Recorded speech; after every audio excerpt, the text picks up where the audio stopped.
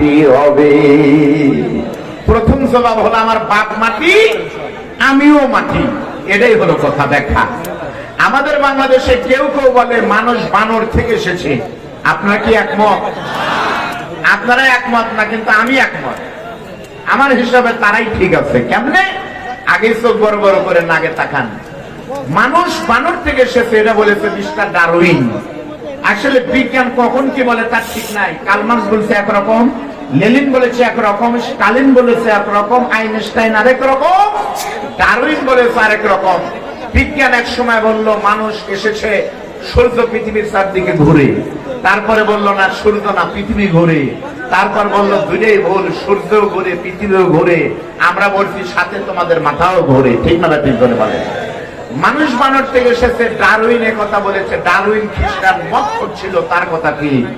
এই বাংলাদেশে যারা ডারউইনের মতবাদকে প্রতিষ্ঠিত করতে চায়, যারা আমাদেরকে শিখিয়েছে মানুষ মাটির তৈরি না বানরের তৈরি, তাদের বক্তব্য ঠিক। এভাবে ডারউইন বলেছে মানুষ বানর থেকে এসেছে, এই আদর্শ বাংলাদেশের কোন আলেম বিশ্বাস করে না। এই আদর্শ প্রবক্তা বাংলাদেশ হলো ডক্টর জাফর ইকবাল সার। ডক্টর জাফর ইকবাল সার, হার্দিক নিঝুম মজুমদার, গংরা, এরা বাংলাদেশে বিশ্বাস করে মানুষ বানর থেকে এসেছে। কথা সত্য। যার জন্মের খবর সে জানে।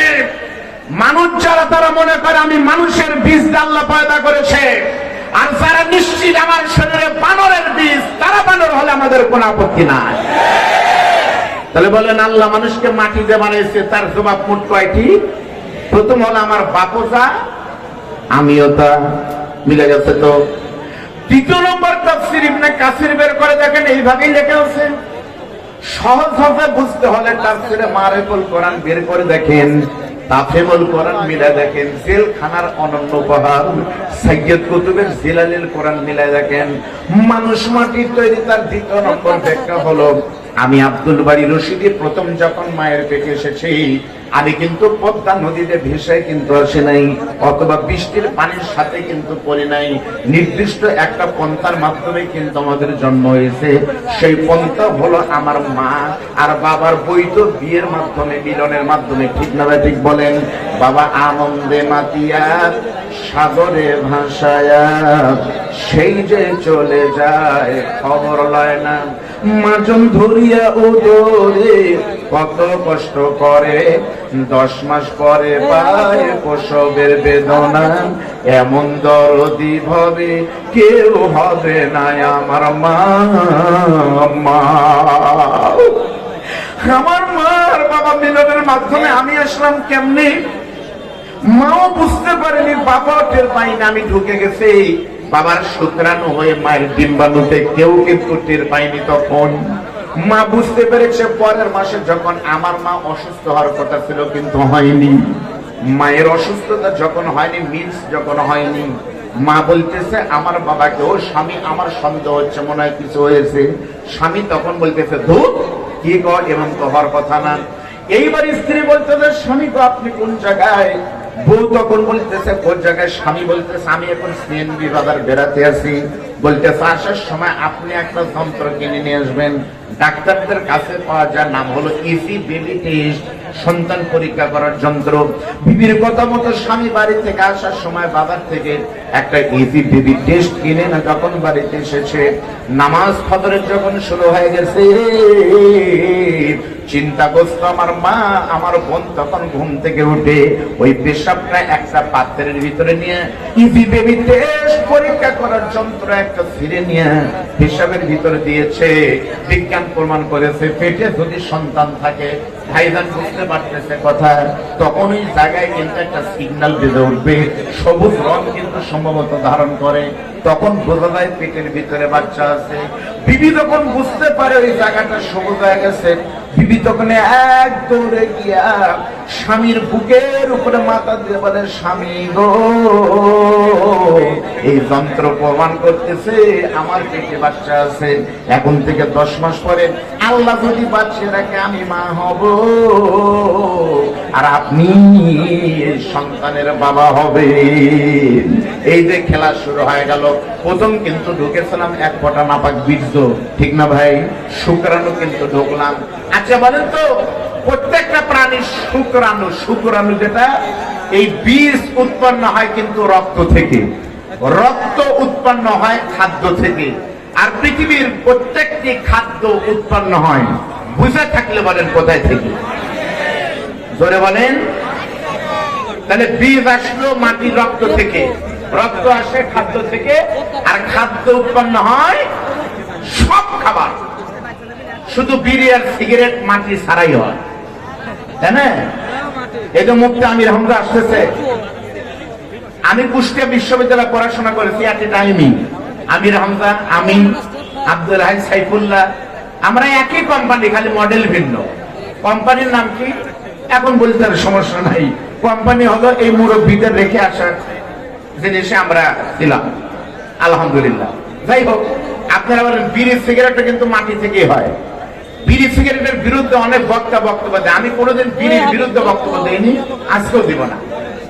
কুষ্টিয়াতে মাহফিলে গেলে কালেকশন করার সময় ওইদিকে তামাক হয়, রংপুরে তামাক হয়, তখন আমাকে কালেকশন করা লাগে, ভাই কোন আল্লাহর বান্দা আছেন 5 ওয়াক্ত নামাজের নামে 5 মণ তামাক দিবেন, আল্লাহ তাকে বান্দা দেয়, কারণ কালেকশন তামাক সাথে কিছুই নাই। বিড়ি কিন্তু খাবেন, আমার কোনো আপত্তি নাই। আমি যখন প্রথমবার মক্কায় যাই, আমার শ্বশুর আপনাদের প্রিয় বক্তা মুফতি বজলুর রশিদ সাহেব সাথে ছিলেন। কাবা শরীফে যখন আজান হচ্ছে, আমি নিজে দেখলাম গাড়ি থেকে নেমে এক সৌদিয়ান ড্রাইভার সিগারেট ফেলাই দিয়ে ওখানে নামাজে দাঁড়ালো, আল্লাহু আকবার। তখন আমার সন্দেহ হলো কি ওযু, হুজুরকে বললাম আপা ওযু তো করলো না। তখন উনি বলতেছে ওযু না করলেও হবে, কারণ ওযু ভাঙার কারণের ভিতরে বিড়ি খাওয়া নাই।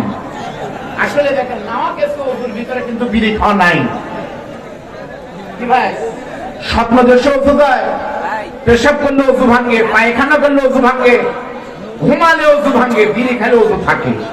অনেকে বলতেছে হুজুর 10-12 কিলোমিটার দূর থেকে এসেছি, একটা ফতোয়া শুনে গেলাম, হুজুর ভালো একটা ফতোয়া দিলেন, শেষ হয়নি, একটু পরে শোনেন।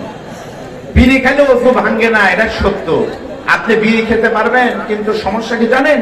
প্রথম সমস্যা আব্দুল বাসিত ভাইদের, ডাক্তার বলতেছে বিড়ির ভিতরে, সিগারেটের ভিতরে একটা বিষ রয়েছে, ক্যান্সারের উপাদান, নাম হলো ক্যাফিন। এই ক্যাফিন নামক বিষ যদি নিয়মিত কেউ খায়, ওই মানুষের ক্যান্সার, লিভার সিরোসিস হওয়ার সম্ভাবনা বেশি। আপনি এটা নিশ্চিত মনে করে খাবেন। 2 নম্বর বিপদ হলো, আপনারা দেখেন পচা মাছ, পচা খাবার, বাসি খাবার খেতে পারুক আর না পারুক, বিড়াল এমনকি কুকুরে কিন্তু মুখ দেয় পচা খাবারে। কিন্তু যত বড় ভিআইপি হোক, এখন পর্যন্ত সিগারেট ফালাই দিয়েছে, কুকুরে মুখ দিয়েছে, এমন কোন রেকর্ড নাই। এখান থেকে প্রমাণিত হয় সিগারেট খাবে তারা, কুকুরের থেকে নিচে কুত্তা যেটা খানা তারাই সেটা খাবে। এরপর যদি আপনি খেতে পান, অজালে মারতে পারেন, আমার আপত্তি নাই। তাহলে মানুষ মাটির তৈরি গেল 2টি, বলেন কয়টি? 3 নম্বর জবাব, মানুষ মাটির তৈরি। খুব খেয়াল করে শোনেন, আমি কিন্তু তাফসীরের ভিতর থেকে বলতেছি, আমি ভয়ে আছি এত বড় বড় আলেমের সামনে কি বলতে আবার কি ভুল হয়ে যায়।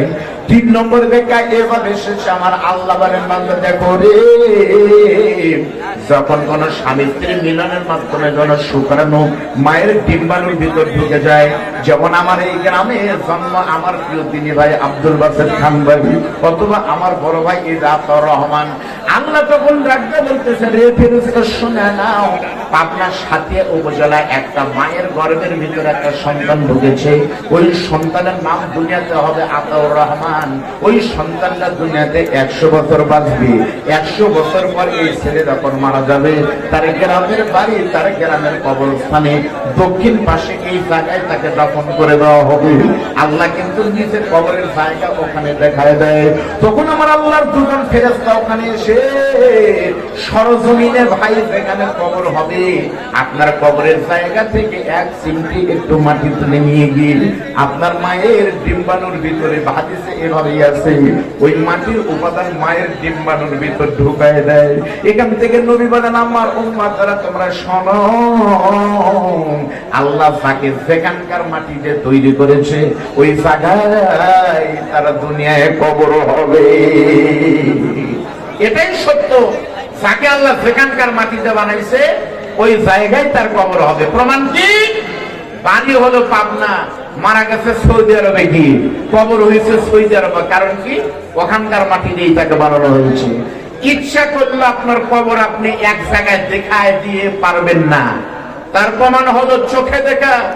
এতদিন আমরা ইশারা নাম বলেছি কোরআনের পাখি, কিন্তু আজকে বলতে আর কোনো বাধা নাই। আজকে বলার সুযোগ এসেছে, আজকে বলার সুযোগ দিয়েছে আল্লাহ। কোরআনের পাখি রইসুল মুফাসসিরিন আল্লামা দেলোয়ার হোসেন সাঈদী, যার বক্তব্য দিয়ে আমি এখানে সময় পার করার কোনো দরকার নাই। তবে এইটুকু বলছি, আমরা কোরআনের মাহফিলে যাচ্ছি, বাংলাদেশের প্রত্যেকটা বক্তারই দল আছে।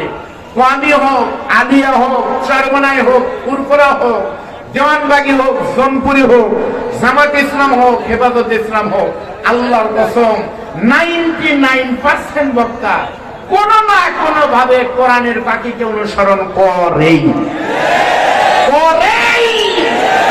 সেই পাখি বলে গেল খুলনা দারুল কোরআন সিদ্দিকা কামিল মাদ্রাসা আমি গিয়েছি, এখানেই আমি ঘুমাবো, আমার মাদ্রাসার ছাত্ররা কোরআন পড়বে, আমার মসজিদে তারাবি হবে, আমি কবর থেকে শুনবো।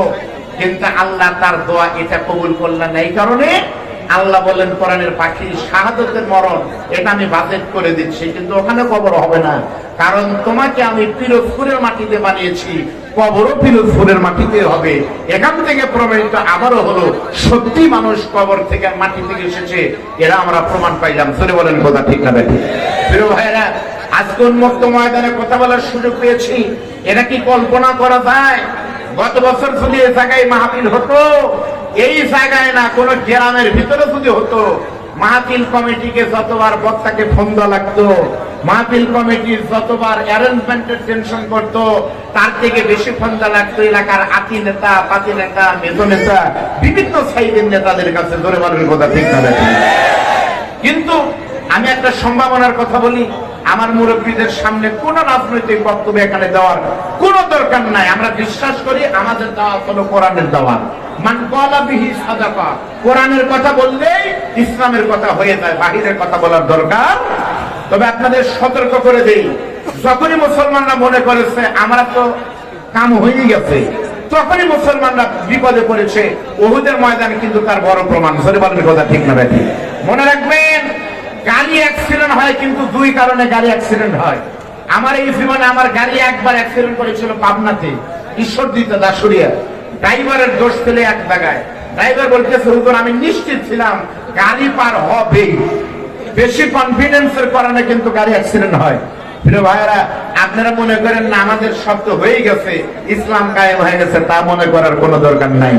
একটা গল্প করে আপনাদের, মাত্র 2 দিন আগে বৃহত্তর নোয়াখালীর লক্ষ্মীপুরে আপনারা দেখেছেন গতকাল বিশাল বড় একটা তাফসীর মাহফিল, পুরো লক্ষ্মীপুরের ভিতরে বড় তাফসীর মাহফিল, এরকম লাখো জনতার ঢল নামার কথা। গতকাল রাতে সেই মাহফিল ট্রাক দিয়ে, বালুর বস্তা দিয়ে মাহফিল প্যান্ডেলে নিয়ে গিয়ে মাহফিল বন্ধ করে দিয়েছে। আমরা জানতে চাই, যারা 15 বছর বাধা দিয়েছিল তারা তো নাই, তাহলে কে মাহফিলে বাধা দিল? এখান থেকে মনে হয়, এখান থেকে প্রমাণিত হয় এক সেট চলে গেছে, শেপ পরিবর্তন হয়েছে, কিন্তু তাদের কিছু লোক অন্য কায়দায় আবার আছে। বলে বলেন কথা ঠিক? মনে রাখবেন, একটা গল্প শুনেছিলাম, আপনারা কি হিলি গেছেন কোনোদিন? হিলি, হিলি বর্ডার, হিলিতে মানুষ ইন্ডিয়া যায়। একদিন রাত 9টার সময় বিসিবির ভাইরা লাইট মারতেছে, ওইদিকে বিএসএফ লাইট মারতে মারতে দেখতেছে ওই দিক থেকে একটা লোক বাংলাদেশে ঢুকতেছে। বিসিবির জওয়ানরা বাঁশিতে তাকে গ্রেফতার করলো। কে রে? সীমান্ত দিয়ে ঢুকলো, ক্যাম্পে নিয়ে গিয়ে দেখে একটা লোক বাংলাদেশের নওগাঁবাদী, ধামুরহাট।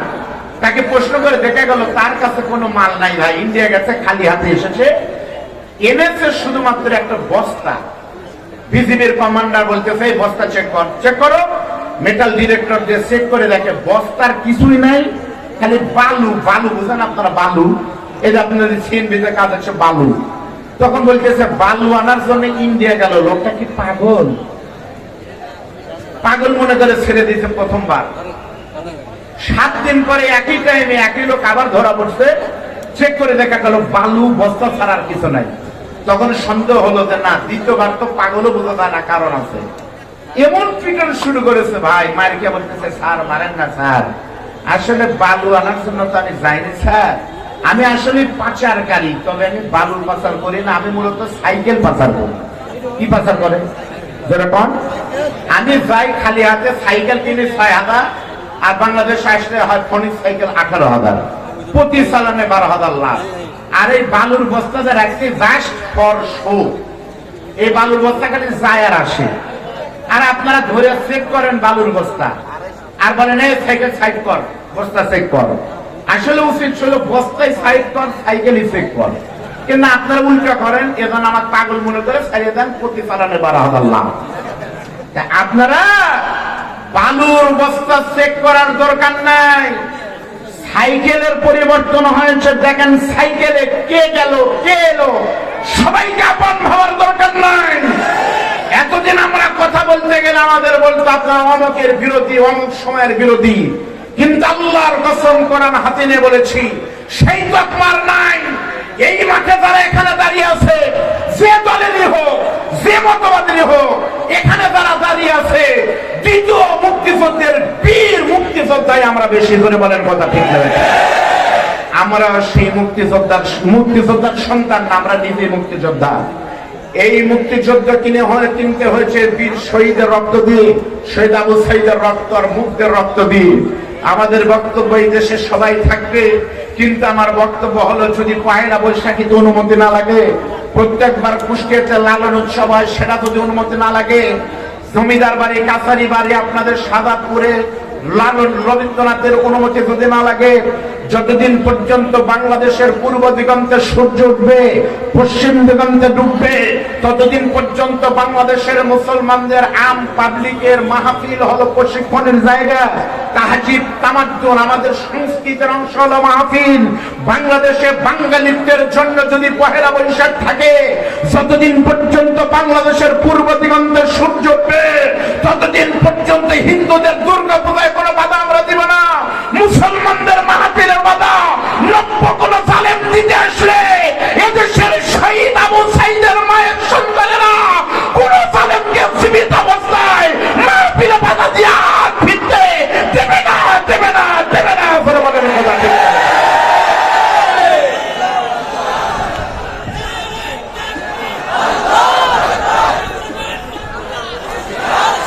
মন খারাপ করলেন? তাহলে বলেন তো মানুষ কয় প্রকার? মানুষ মাটি থেকে এসেছে, তার ব্যাখ্যা কয়টি? এইবার আমি আপনাদের সামনে ছোট্ট একটা পয়েন্ট আলোচনা করে আমার অন্য জায়গায় চলে যাব। আপনারা বলেন তো ভাই, এখানে আসার আগে আমরা কিন্তু একটা জগতে ছিলাম, সেই জগতের নাম হলো রুহের জগৎ, ঠিক না? আলমে আরোয়া। ওই আলমে আরোয়ায় আমার আল্লাহ আমাকে জিজ্ঞেস করেছিল, আলাস্তু বিরব্বিকুম, আমি কি তোমাদের প্রভু না? আমরা কিন্তু তখন বলেছিলাম বালা, জুমার সিগা, সত্যি আল্লাহ তুমি আমাদের রব। আপনারা কি বলেন না আল্লাহ আমার রব? এখন আমার প্রশ্ন হলো, আল্লাহ কেন সেখানে বলেছিলেন এই সমাবেশে আমি কি তোমাদের রব নই? কেন আল্লাহ বললেন না আমি কি তোমাদের ইলাহ না, আমি কি তোমাদের আল্লাহ না? তা না বলে আল্লাহ কেন বললেন আমি কি তোমাদের রব নই? আপনাদের বলতে হবে, এই দিক থাকেন ভাই, আপনারা বলেন তো আল্লাহ বলেন আমি কি তোমাদের রব নই। এখন আমার প্রশ্ন আপনাদের কাছে, বলেন তো রব মানে, আপনাদের বলতে হবে রব মানে কি? ধরে বলেন। রব মানে যদি আল্লাহ হয়, এবার বলেন তো আল্লাহ শব্দের আল্লাহ মানে কি? রব। তাহলে কি হলো? আসলে আল্লাহ আর রব কিন্তু একজনই, কিন্তু অর্থের ভিতরে কিন্তু বেশ কম আছে না নাই? বলেন রবের ব্যাখ্যা কি? আমার চোখের দিকে তাকান, আমি বলি দেখেন।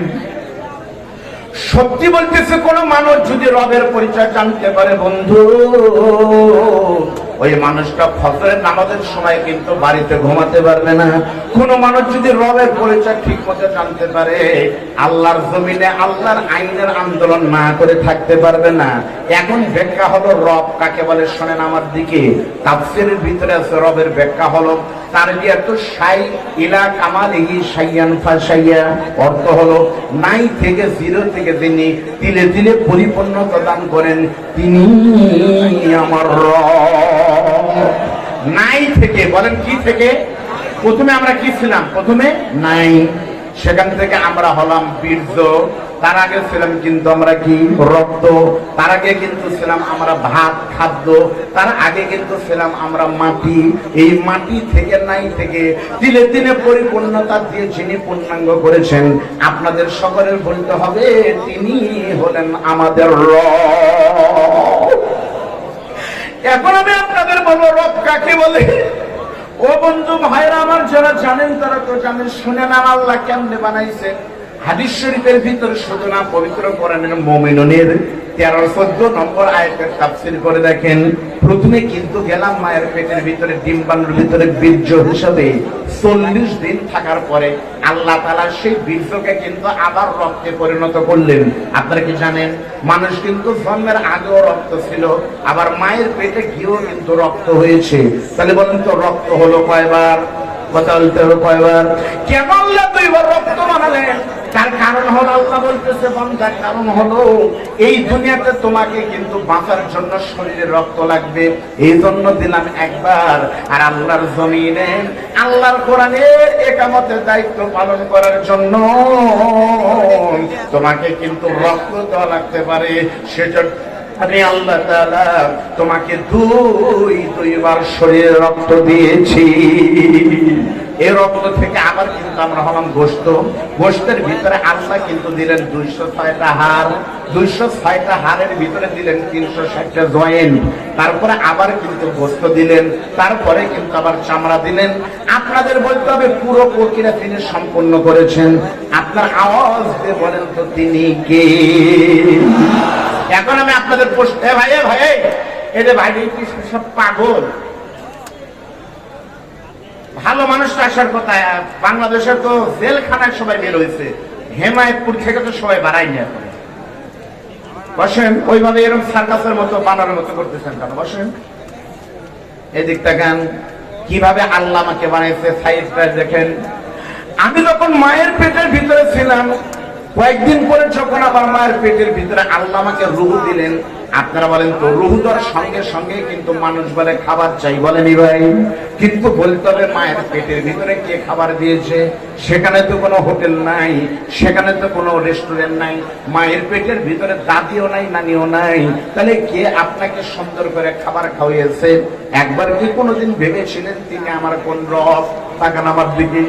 আল্লাহ বলেন, বান্দা তোমার মায়ের পেটের ভিতরে তুমি বান্দার যখন খাবার প্রয়োজন হয়েছে, তখন আমি আল্লাহ তাআলা যতদিন তুমি পেটের ভিতরে ছিলে, আমি আল্লাহ তোমার মায়ের মাসিকের রক্তকে বন্ধ করে দিয়েছিলাম, মিন্স বন্ধ করে দিয়ে ওই রক্তকে একটা প্যাকেটের ভিতরে জমা করেছি।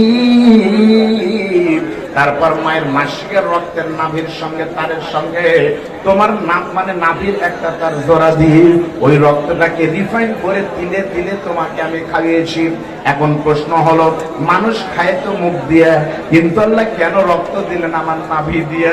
আল্লাহ বলতেছে বান্দা, দেওয়ার কারণ হলো আমি জানি তোমার মুখ কিন্তু পবিত্র, আর মায়ের নাপাক মাসিকের রক্তটা পুরো অপবিত্র। যখন এই কামটা হয়, অসুস্থ হয়, তখন নামাজের মতো ইবাদত আল্লাহ মাফ করে দেয়। এই জঘন্য মাসিকের রক্ত যদি তোমার পবিত্র মুখে থাকে, তাহলে তোমার মুখটা অপবিত্র হয়ে যাবে। সেজন্য আমি আল্লাহ তাআলা তোমার নাভিতে রক্ত ঢুকিয়েছি, আর তোমার মুখটাকে সুন্দর প্যাকেট করে পবিত্র করে রেখেছি, যেন করে দুনিয়াতে এসে ওই পবিত্র মুখ দিয়ে তুমি পবিত্র আল্লাহর নামের তাকবীর দিতে পারো। রবের শেষ একটা উদাহরণ দিয়ে আমার বক্তব্য, কি রব শেষ? আপনারা জানেন এই পৃথিবীতে প্রত্যেকটা প্রাণী কিন্তু খাবার খায়, খাবার খায় না? বলেন তো আপনাদের এলাকা মুরগির বাচ্চা, আপনারা কি বলেন? মুরগির বাচ্চা। আচ্ছা বলেন তো, মুরগির বাচ্চা যখন মায়ের পেট থেকে বের হয়েছে, মুরগির বাচ্চার সামনে চাউলের খুদ দিলে পারে, দেখবেন মুরগির বাচ্চা কিন্তু চাউলের খুদের সামনে মাথা নত করে কিন্তু খায়। কথা বলেন ঠিক? হাঁসের বাচ্চার সামনে যখন হাত দিবেন বন্ধু, হাঁসের বাচ্চা কিন্তু ভাত খাবে মাথা নত করে। ছাগলের সামনে যদি আপনি কাঁঠালের পাতা দেন, সবুজ পাতা দেখে কিন্তু ছাগল দিয়ে মাথা কিন্তু নত করে খাবে। এমনকি আপনাদের এলাকায় যদি কখনো হাতি আসে, ওই হাতির সামনে কচি কচি দুটা আপনি কলার গাছ দিয়ে দিবেন, দেখবেন হাতি কিন্তু তার সুর নত করে কিন্তু খাবার খাবে। তার মানে পৃথিবীর প্রত্যেকটা প্রাণী যখন খাবার খাদের শর্ত হলো মাথা নত করতে হবে রিজিকের সামনে। আর আমি আপনি বান্দা যখন খাবার খাই, পানির প্রয়োজন হলে পানির বোতলের সামনে কিন্তু আমার কপাল যায় না, হাতের মাধ্যমে কিন্তু মুখে আল্লাহ পানি দেয়। আর আমার মাথা কিন্তু আকাশের দিকে থাকে। আল্লাহ বলেন বান্দা শোনো, পৃথিবীর প্রত্যেকটা প্রাণীর মাথা নত হবে রিজিকের সামনে, আর আমার বান্দার মাথা নত হবে কেবল আল্লাহ মালিকের সামনে। এক কথায় বক্তব্য শেষ। মুসলমানের মাথা নত হবে কেবলমাত্র, সবে মাত্র, একমাত্র বুঝে থাকলে ডান হাতের আঙ্গুলটা আকাশের দিকে করবে, যত ধরে নাম বলবেন তত ধরে মৃত্যুর সময় কালেমা নসিব হবে। ও মুসলমান, আপনাদের বলতে হবে আমাদের মাথা, আমাদের জীবন, আমাদের রাজনীতি, আমাদের পরিবার, আমাদের ব্যাংক ব্যালেন্স, আমার চিকিৎসা, আমার পড়াশোনা সব কিছু নত হবে একমাত্র যার সামনে। উচ্চারণ করে বলতে হবে তিনি কে? আরো ধরে বলেন তিনি কে? হাত নামান। খালি মসজিদে গিয়ে 5 ওয়াক্ত নামাজ পড়লে হবে না, আপনার ব্যাংকের কাছে নত হতে হবে আল্লাহর কাছে। আপনাকে জানেন আপনাদের পাবনাতেও কিন্তু আল্লাহর রঙেরই ব্যাংক আছে। আল্লাহ নিজে ব্যাংকের মালিক না, আল্লাহ কোরআন দিয়ে বলে দিছে সবকিছু কিন্তু আছে ইসলামে। Islam is not only a religious but also Islam is complete code of life. এটা পরিপূর্ণ জীবন ব্যবস্থা। এই দিক তাকান ভাইয়ের আমার, আপনি কি করবেন ব্যাংকে তাও কিন্তু আল্লাহ কোরআনে বলছে। বলেনি? বলেনি? আল্লাহ বলেনি? আপনি বলেন আমি ইন্ডিয়াতে 3 বার গেছি, ভারতের কোথাও হিন্দু ব্যাংক নাই। আপনার ইহুদিদের দেশে ইসরায়েলে মানে ইহুদি ব্যাংক নাই, মায়ানমারে বৌদ্ধ ব্যাংক নাই, আমেরিকাতে খ্রিস্টান ব্যাংক নাই। মুসলমানদের প্রত্যেকটি দেশে ইসলামী ব্যাংক আছে না নাই? ধরে বলেন। প্রত্যেকটি জায়গায় চিকিৎসা আছে, বাংলাদেশের চিকিৎসা আছে ইসলামী কায়দায়। আলহামদুলিল্লাহ, আপনার জন্ম থেকে মৃত্যু পর্যন্ত, রান্নাঘর থেকে পার্লামেন্ট পর্যন্ত কোথায় কিভাবে কি করবেন সব কিছু আল্লাহ বলে দিয়েছে। ইসলাম যদি ক্ষমতায় আসে আপনার সব ইসলামের হবে, ইসলামের বাহিরে কিছুই থাকবে না। আল্লাহ কবুল করুন, সকল বলেন আল্লাহ আমিন। কি নাই ইসলামে? এমন কেমন আতর দিবেন? আতর বোঝেন? আতর বোঝেন না? আতর দোয়া কিন্তু ইসলামে আছে। আপনি দেখেন কি সুন্দর ধর্ম। আল্লাহ নবী শিখেছে আতর কেমনে দিতে হয়। আমি যদি এখন আতর দেই, অনেক লোক কিন্তু ঈদের দিন আতর দেয় এইভাবে, দেখেন সাদা জামা ভাই আতরের বোতল নিয়ে এইভাবে মারে, এইভাবে বুকের উপরে 3 বছর পর্যন্ত দেখা যায় করার চিহ্ন দিয়ে যাচ্ছে মালে বাবা। এইভাবে নিয়ম না, আতর দিতে হবে হাতে। আল্লাহ নবী বলেছে 2 জায়গায় আতর দাও। কোথায় আতর ভাই? হাত দেখি। আতর নাই এমনি আপনাকে আতর দিতে হবে এইভাবে হাতে, এখানে হাতের তালুতে নবী আতর দিতেন। তার সিগনিফিকেন্স কি? এর সিগনিফিকেন্স হলো 2টা। 1 নম্বর সিগনিফিকেন্স হলো হাতে আতর দিয়ে আপনি সাদা কাপড়ে ডলে দিবেন, দেখেন দাগ ধরবে না। সুবহানাল্লাহ বলেন। আর 2 নম্বর আল্লাহ নবী হাতে আতর নিয়ে ওই হাত দিয়ে এই যে দেখেন হাতে আতর নিয়ে এভাবে যদি আপনি ডলে দেন, আপনার কিন্তু বাবাজি যে সাদা কাপড় তাহলে বোঝা যাবে হচ্ছে আপনি দেখেন দাগ ধরবে না। 2 নম্বর তাকান, আতর এইভাবে করে আল্লাহ নবী হাতে নিয়ে তারপরে মানুষের সাথে হাত মিলাতেন। যতজন নবীর সাথে হাত মিলাতেন তারপর নাকি দিয়ে দেখতো হাত দিয়ে সুগন্ধি বের হচ্ছে। জোরে বলেন আল্লাহু আকবার। আর আল্লাহ নবী বলেছে তোমরা আতর দাও। নবী টুপি খেলে আল্লাহ নবী এখানে শীতের উপরে আতর ঢেলে দিতেন, টপ টপ করে নবীর মাথায় দিতে আতর করতো। কেন? নবীর এখানে আতর লাগার কারণে বিশ্ব নবী যেখানে সেজদা দিতেন ওই সেজদার জায়গায় পরবর্তীতে কেউ মাথা ঠেকালে বুঝতে পারতো এই জায়গায় সেজদা দিয়েছে মুহাম্মদুর রাসূলুল্লাহ। জোরে বলেন সাল্লাল্লাহু আলাইহি ওয়াসাল্লাম। সম্মানিত উপস্থিতি, আপনার টেনশন করেন না, আপনারা হেলিকপ্টার ঘুরতেছে তা মনে করেন। এটা হচ্ছে ড্রোন ক্যামেরা। ড্রোন ক্যামেরা, এই ক্যামেরা দিয়ে রেকর্ড হচ্ছে। এখানে যারা আছে সারা বিশ্বে বাংলা ভাষাভাষী মানুষ দেখবে। পাবনার মাটিতে কোরআন শেষ হয় নাই। এই কথা বলতে গেলে আমরা চেংড়া বক্তা তো অনেক কথা আসে, মুরব্বীদের কারণে কথা কন্ট্রোল করার চেষ্টা করছি।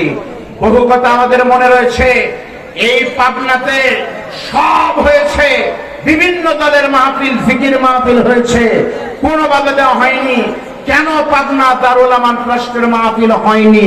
সব ক্ষমা হবে, এই ক্ষমা কখনো করা হবে না। ধরে বলেন কথা ঠিক যাবে। ভাইরা আপনাদের বলতে হবে তাহলে তিনি আমাদের রব, যিনি আমাদের সবকিছু না চাইতে দেয়। এবার বলেন তো, রবের ইবাদতের পরে দ্বিতীয় নম্বর সেবা যত্ন করতে হবে কোরআন অনুযায়ী। বলেন তো, অকদা রব্বুকা আল্লাহ তা'বুদু ইল্লা ইয়াহু ওয়া বিল ওয়ালিদাইনি ইহসানান। আপনারা বলেন তো, আল্লাহর পরে কে? হয়নি। বুঝতে পারেন আল্লাহর পরে কে? একজনের নাম বলেন তো আল্লাহর পরে মা না বাবা? আরো ধরে বলেন। সত্যি কিন্তু আল্লাহর পরে কিন্তু আপনার মা, মায়ের পরে কিন্তু আপনার বাবা। এই তিনটা ঠিক থাকলে, আর ঠিক না থাকলেও কিন্তু হবে। আল্লাহ আছে যেখানে, রাসূল আছে সেখানে, তারপরেই কিন্তু আপনার মা এবং বাবার সেবা করতে হবে। সত্যি বলতেছি বন্ধু, মা বাবা এমন একজন পীর গো। আমি আব্দুল বারী রশিদী ছোট বক্তা না, মুফতি আমির হামজা আমার কলিজার টুকরা ছোট ভাই এসে যদি আপনি বাড়িতে নিয়ে গিয়ে দেশি বিদেশি মাগুর মাছ ভুনা করে খাওয়ান, আমির হামজা যদি আপনার জন্য দোয়া করে, সেই দোয়া কবুল হতেও পারে, নাও পারে, কোনো গ্যারান্টি নাই। সত্য করে বলতেছে, আপনার মা যদি কখনো আপনার জন্য দোয়া করে, সারা পৃথিবীর সমস্ত পীর বলবে তুমি জাহান্নামী, আর আপনার মা যদি একজন বলে তুমি জান্নাতি, সত্যি আপনি কিন্তু জান্নাতি। মায়ের দোয়া কবুল হয়। আমার দিকে তাকান, আমি একেবারে অভিনয় করে বাস্তব দেখাচ্ছি। মায়ের দোয়াতে কবুল হয়। অনেকে ফতোয়া দেয় হুজুর মায়ের সাথে দুর্ব্যবহার কি করা যাবে না। অনেকের মা হয়তো কটু কথা বলেছে, মায়ের সাথে আপনি খারাপ কথা কোনোদিন বলতে পারবেন না। আবু হুরায়রার জীবনী থেকে তার বাস্তব প্রমাণ হাদিস আপনারা জানেন। এখন আমি আপনাদের সামনে বলবো মা কাকে বলে। এই দিকে তাকান। পরীক্ষা করার জন্য আমি গুনাহগারের আলোচনা যখন শেষ হবে, আমার ভাই হামজার আলোচনা শেষ হবে, যখন মাগরিব করবেন, যাওয়ার সময় পাবনা সাথিয়ে থেকে অথবা সিএনজি বাজার থেকে একটা কমলা কিনে নিয়ে যাবেন মাত্র 10 টাকা দিয়ে। 10 টাকাতে একটা কমলা কিনে নিয়ে বাড়িতে গিয়ে দেখবেন রজনী রাতের বেলা আপনার দক্ষিণে মা এশার নামাজ পড়ে ঘুমায় গেছে। আপনি বউ বাচ্চার কাছে না গিয়ে মা বিধবা মায়ের ঘরে ঢুকবেন, দেখবেন আপনার দক্ষিণে মা তসবিহ ঠেলতেছে আর জিকির করতেছে, দোয়া করতেছে। আপনি আস্তে করে মশারি তুলে মায়ের কম্বলের কাছে গিয়ে বলবেন মামুনি। বুড়া মা তখন বলবে বাবা তুমি আমার কাছে কি চাও? আপনি পকেট থেকে ছোট্ট একটা কমলা বের করে ছুলে নিয়ে মাকে বলবেন মারে মা, ছোটবেলায় কত কমলা তুমি খাওয়াইছো, আমি কিনে নিয়ে আসলে আমার বাচ্চা খায়, আমার বউ তোমার ছেলের বউ তোমাকে ঠিক মতো দেয় না, সেজন্য তোমার জন্য একটা কমলা এনেছি। ওই কমলাটা আপনি মায়ের সামনে খুলবেন, কমলা খুললেই কিন্তু গন্ধ বের হবে। আপনি তাকিয়ে দেখবেন কমলা যখন খুলতেছেন আপনার দক্ষিণে মায়ের চোখটা টপ টপ করে কিন্তু পানি পড়তেছে। আপনি একটা কমলার কোয়া নিয়ে আপনার মায়ের মুখে যে শুধু বলবেন মারে মা আজকে তুমি খাবে আর আমি দেখবো।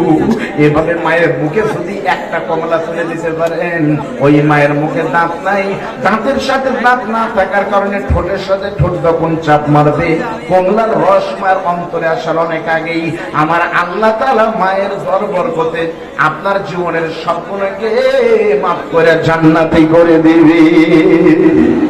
সর্বশেষ একটা কথা মনে রাখবেন, পাহাড় যত বড়ই হোক ওই আকাশের নিচে, নদীতে মাছ যত বড়ই হোক পানির নিচে।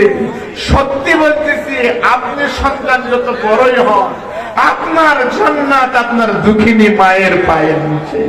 মায়ের কোন বিকল্প, বাপের কোন ডুপ্লিকেট হয় না ভাই।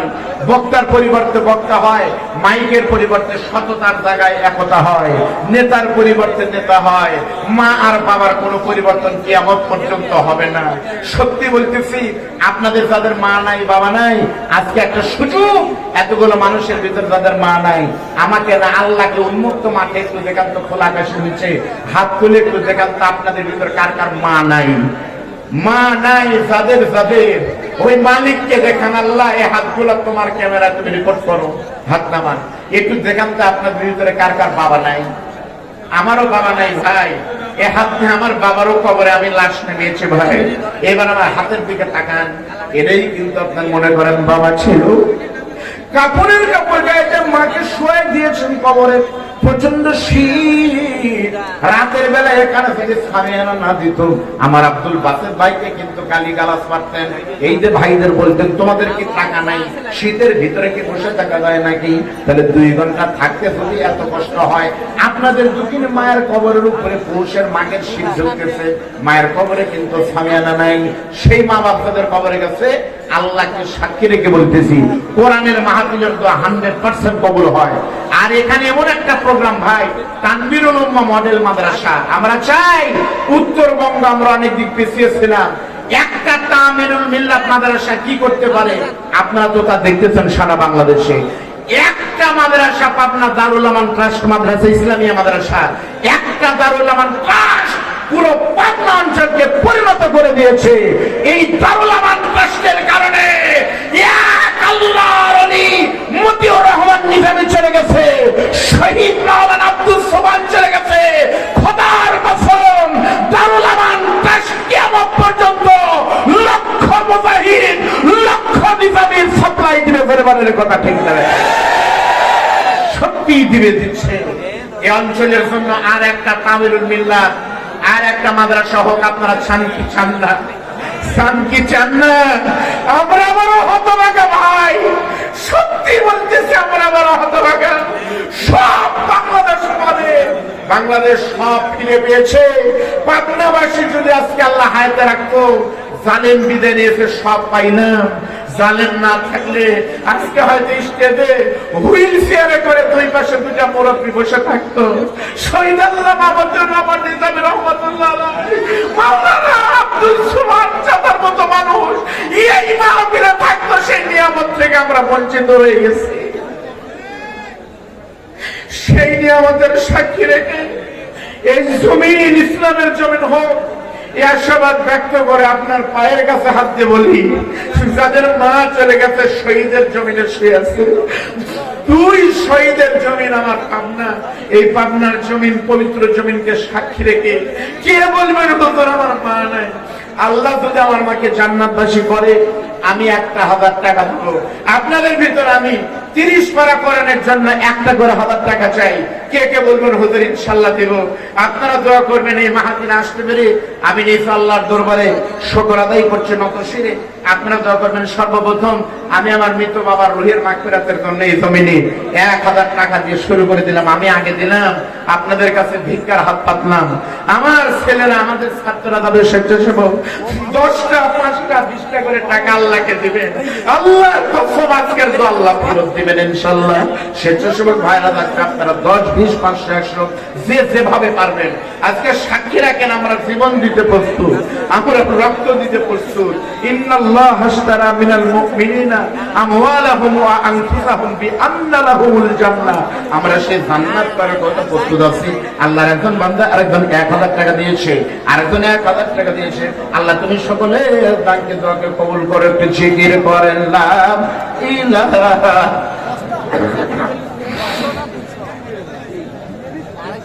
ইল্লাল্লাহ, জোরে লা ইলাহা সুবহানাল্লাহ আলহামদুলিল্লাহ। ভাইজান, আপনাদের মাহফিল কিন্তু বেড়া হচ্ছে না। আপনারা বিশ্বাস করেন যে মিডিয়া কভারেজ হচ্ছে, আপনারা আগামীকাল ইউটিউব, ফেসবুক, ইনস্টাগ্রাম কোথাও ঢুকতে পারবেন না। পাবনার মাহফিল স্মরণীয় হয়ে থাকবে, সেই ব্যবস্থা চলতেছে। তাড়াতাড়ি করে আসেন, আল্লাহ কবুল করেন। মা বোনদের কাছে সম্মানে চলে যাচ্ছে। মা মুসাফির অবস্থা আমি গুনাহগার, দোয়া করি মা আপনার স্বামী কথা শোনে না, ইসলাম বিরোধী, আল্লাহ যেন সম্মান মানে বাধ্য করে। অনেক মেয়ের বিয়ে হয় না, আল্লাহ যেন যৌতুক বিয়ের ব্যবস্থা করে। অনেকের সন্তান নাই, আল্লাহ যেন একটা করে সন্তান দান করে। সকলেই